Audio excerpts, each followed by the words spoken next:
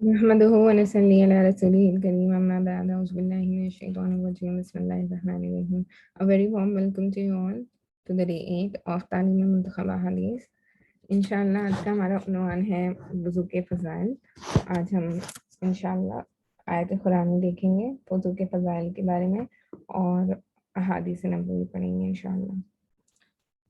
سورہ معاہدہ کی آیت نمبر 6 جس میں اللہ تعالیٰ کا ارشاد ہے، ایمان والو جب تم نماز کے لیے اٹھو تو پہلے اپنے منہ کو اور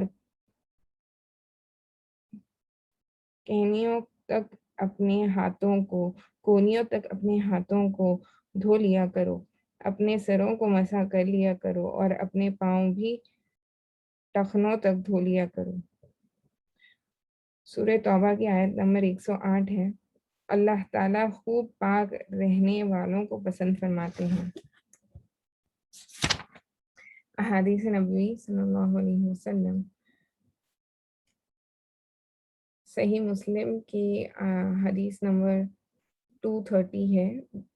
حضرت ابو مالک اشعری رضی اللہ تعالیٰ عنہ سے روایت ہے کہ رسول اللہ صلی اللہ علیہ وسلم نے ارشاد فرمایا، وضو آدھا ایمان ہے. الحمدللہ کہنا اعمال کے ترازو کو ثواب سے بھر دیتا ہے.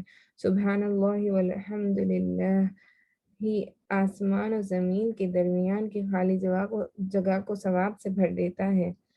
نماز نور ہے، صدقہ دلیل ہے، صبر کرنا روشنی ہے، اور قرآن تمہارے حق میں دلیل ہے یا تمہارے خلاف دلیل ہے. یعنی اگر اس کی تلاوت کی اور اس پر عمل کیا تو یہ تمہاری نجات کا ذریعہ ہوگی اور نہ تمہارے پکڑ کا ذریعہ ہوگا.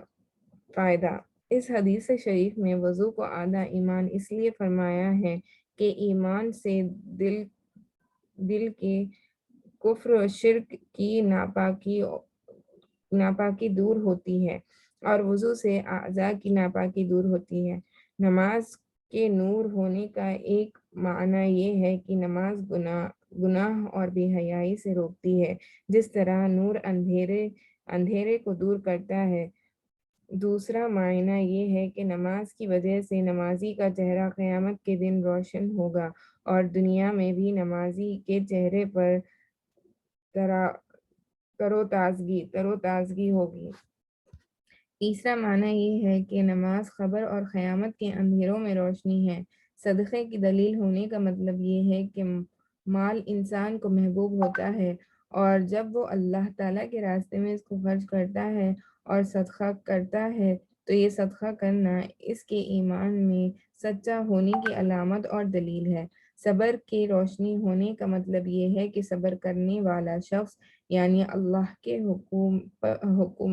حکموں پر پورا کرنے والا، نافرمانی سے رکنے والا اور تکلیفوں کو برداشت کرنے والا اپنے اندر ہدایت کی روشنی لیے ہوئے ہے.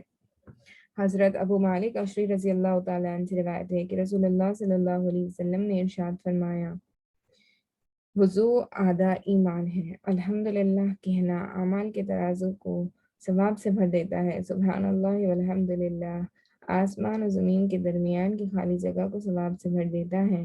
نماز نور ہے، صدقہ دلیل ہے، صبر کرنا روشنی ہے، اور قرآن تمہارے حق میں دلیل ہے یا تمہارے خلاف دلیل ہے. یعنی اگر اس کی تلاوت کی اور اس پر عمل کیا تو یہ تمہاری نجات کا ذریعہ ہوگا اور نہ تمہارے پکڑ کا ذریعہ ہوگا. اس حدیث شریف میں وضو کو آدھا ایمان اس لیے فرمایا ہے کہ ایمان سے دل کے کفر کی ناپاکی دور ہوتی ہے اور وضو سے اعضاء کی ناپاکی دور ہوتی ہے. نماز کے نور ہونے کا ایک معنی یہ ہے کہ نماز گناہ اور بے حیائی سے روکتی ہے، جس طرح نور اندھیرے کو دور کرتا ہے. تیسرا معنی یہ ہے کہ نماز کی وجہ سے نمازی کا چہرہ قیامت کے دن روشن ہوگا اور دنیا میں بھی نمازی کا چہرے پر تروتازگی ہوگی. تیسرا معنی یہ ہے کہ نماز خبر اور قیامت کے اندھیروں میں روشنی ہے. صدقے کی دلیل ہونے کا مطلب یہ ہے کہ مال انسان کو محبوب ہوتا ہے اور جب وہ اللہ تعالیٰ کے راستے میں اس کو خرچ کرتا ہے اور صدقہ کرتا ہے تو یہ صدقہ کرنا اس کے ایمان میں سچا ہونے کی علامت اور دلیل ہے. صبر کے روشنی ہونے کا مطلب یہ ہے کہ صبر کرنے والا شخص یعنی اللہ تعالیٰ کے حکموں کو پورا کرنے والا، نافرمانی سے رکنے والا اور تکلیفوں کو برداشت کرنے والا اپنے اندر ہدایت کی روشنی لیے ہوئے ہے۔ صحیح مسلم کی حدیث نمبر 280۔ حضرت ابو ہریرہ رضی اللہ تعالیٰ عنہ فرماتے ہیں کہ میں نے اپنے حبیب صلی اللہ علیہ وسلم کو ارشاد فرماتے ہوئے سنا، مومن کا زیور قیامت کے دن وہاں تک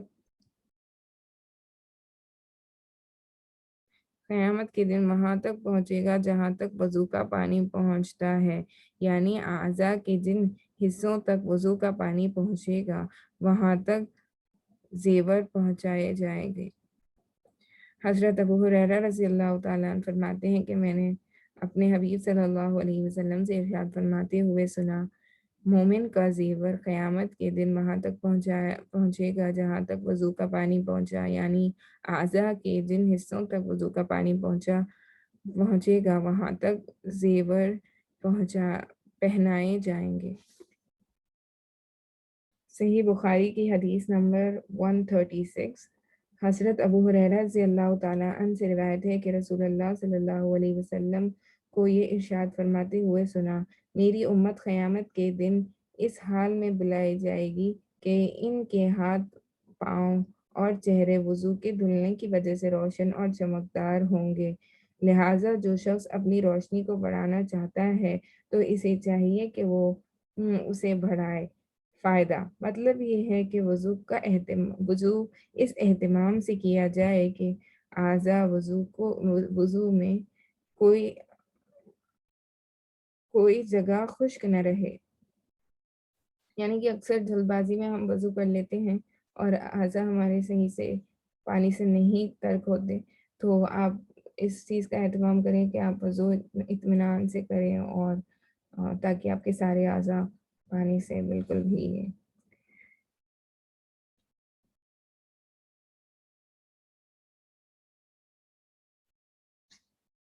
حضرت عثمان بن عفان رضی اللہ تعالیٰ عنہ سے روایت ہے کہ رسول اللہ صلی اللہ علیہ وسلم نے ارشاد فرمایا، جس نے وضو کیا اور اچھی طرح وضو کیا، یعنی سنتوں اور آداب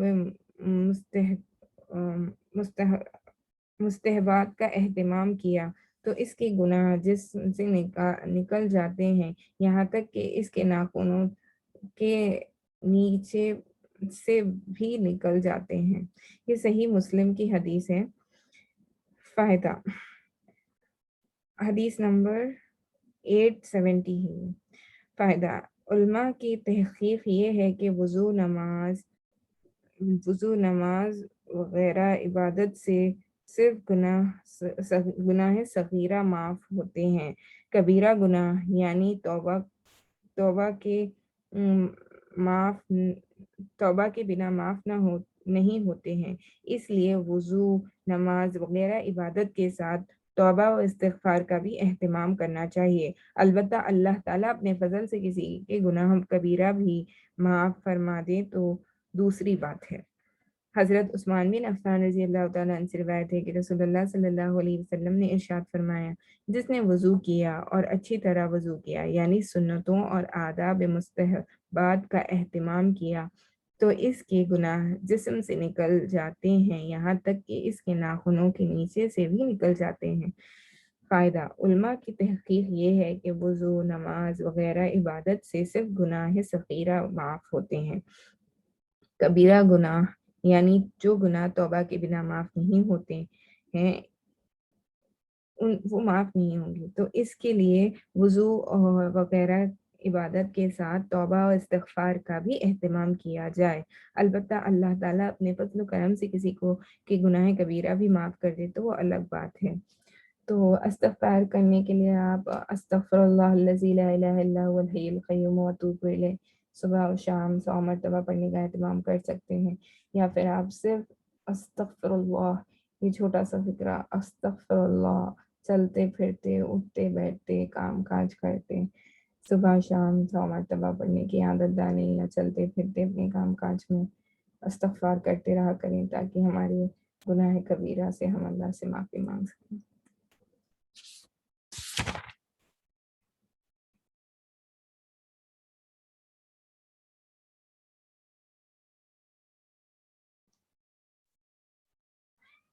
حضرت عثمان بن عفان رضی اللہ تعالیٰ عنہ سے روایت فرماتے ہیں کہ رسول اللہ صلی اللہ علیہ وسلم کو یہ ارشاد فرماتے ہوئے سنا، جو بندہ کامل وضو کرتا ہے یعنی ہر اعضاء کو اچھی طرح سے 3 مرتبہ دھوتا ہے، اللہ تعالیٰ اس کے اگلے پچھلے سب گناہ معاف فرما دیتے ہیں۔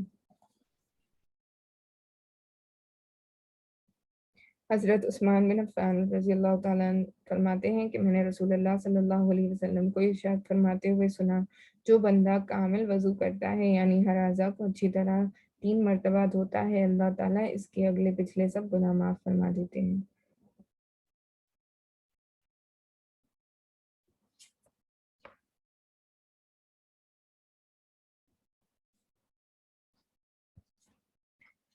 سبحان اللہ و بحمدہ، سبحانک اللہم و بحمدک، ونشہد ان لا الہ الا انت، نستغفرک ونتوب الیک۔ سبحان ربک رب العزت عما یصفون، وسلام علی المرسلین، والحمد للہ رب العالمین۔ اللہ تعالیٰ ہمیں کہنے سننے سے زیادہ عمل کی توفیق نصیب فرمائے۔ وآخر الدعوانا ان الحمد للہ رب العالمین۔